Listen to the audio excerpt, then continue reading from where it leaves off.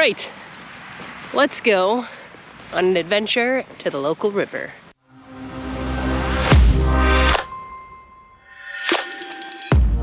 I've cold plunged in it a couple times.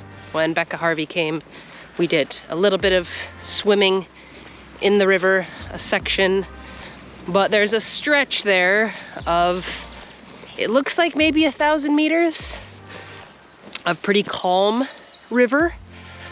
And I'm gonna go there today and use some of what I've learned with open water safety to see if this river is good for swimming. And I'm taking you along for the journey. I've got a rash guard, which doesn't really keep me warm, but gives me a psychological sensation of warmth. It's not the warmest day today. I'm wearing my swimsuit underneath this cozy fleece. I've got my goggles, a nose plug, and my hat, my swimming cap.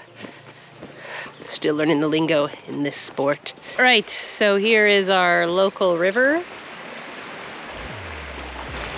As you can see, this rapid section is the perfect spot for getting in because the current will help you. Just kidding, guys, that's terrible advice. That big tree there is probably the perfect over-exaggeration and/or example of a strainer, which is a really big thing or a small thing that can reach up and grab you if you're swimming. And so we want to avoid stuff like that.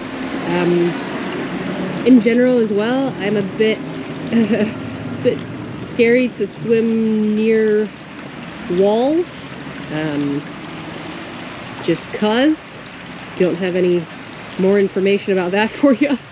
But it doesn't feel very safe, I guess, to be sort of whipped around by a current into a large stony object.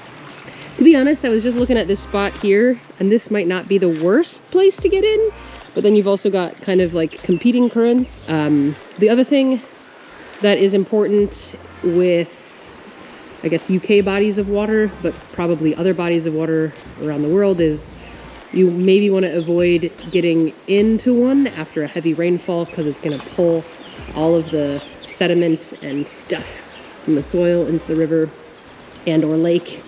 So it hasn't rained. Shocking for the UK. The weather here has actually been super lovely. But as you can see up there, you've got like a pretty big stretch of calm, which is where we're going to head up to. The other thing that I've learned from smart people is that before you swim in a river, probably in a lake, depending on where it is too, is you want to scout it first, even if you're familiar with it, because especially in a place like this where there's trees and people nearby, the river doesn't always stay the same, so there might be an obstruction. There might be a new obstruction there that wasn't there the day before. So this is what I'm doing right now. I'm looking far ahead, seeing any obstructions. I can't see any from here, but I might be able to see some if I walk a little bit further up. If I were to start here, we've got a possible strainer there. Potentially I could walk a bit further out into the center and then start down the middle. This spot here actually wouldn't be the worst place to get in. The question is just, and I've got some nice slippery stairs down there. This is also potentially a good spot to get in. As though it were built for it. Mostly I'm gonna look at what the bottom looks like. And I'm just gonna message my, I'm gonna message my landlady to let her know where I am in case, you know, but let's be safe, but let's not be morbid. Anyways, let's do this.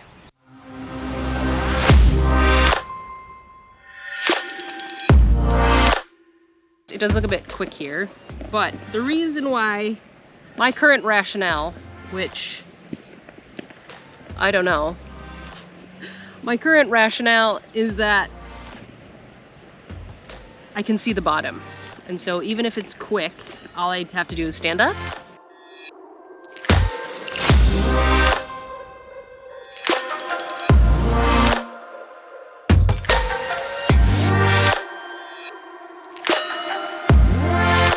sending you this for safety purposes.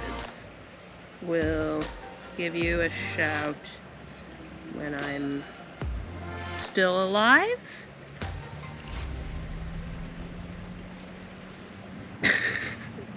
Yeah, right. Good. Fingers crossed. No holes.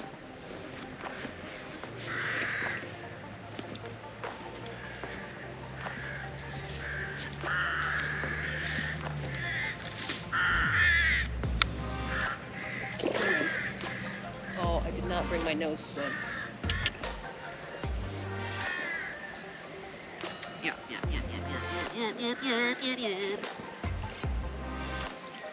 What I can feel is the current. You can see it.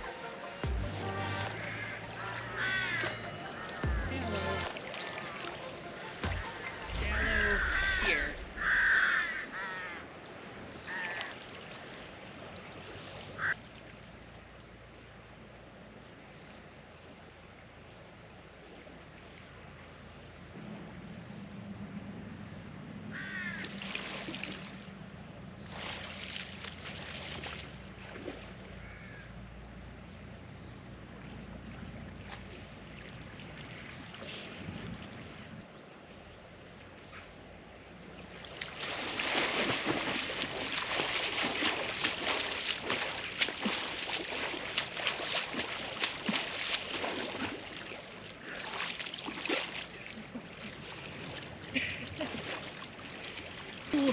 Ooh, there's a big rock there.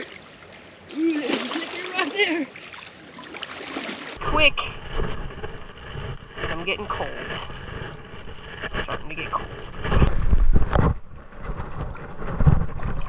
Okay. Possible obstruction. There.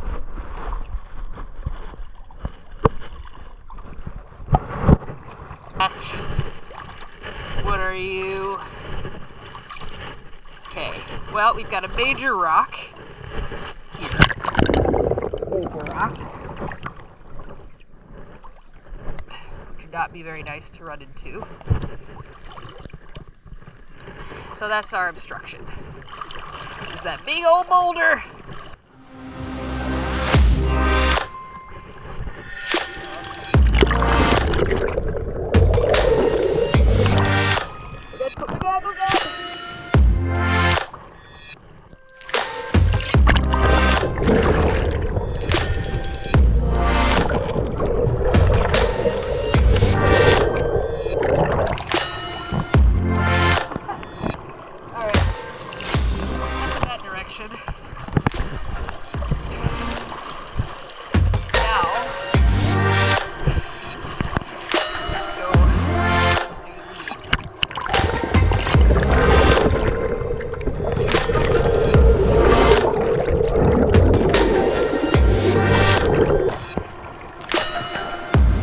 That was pretty successful. Got in there, swam around a little bit, and I've learned a couple things. The biggest, most important thing is probably that what is the most dangerous to me in this river, other than jumping fish, is rocks, like really big rocks. So there, probably zoom in. Oh, like a fish jump.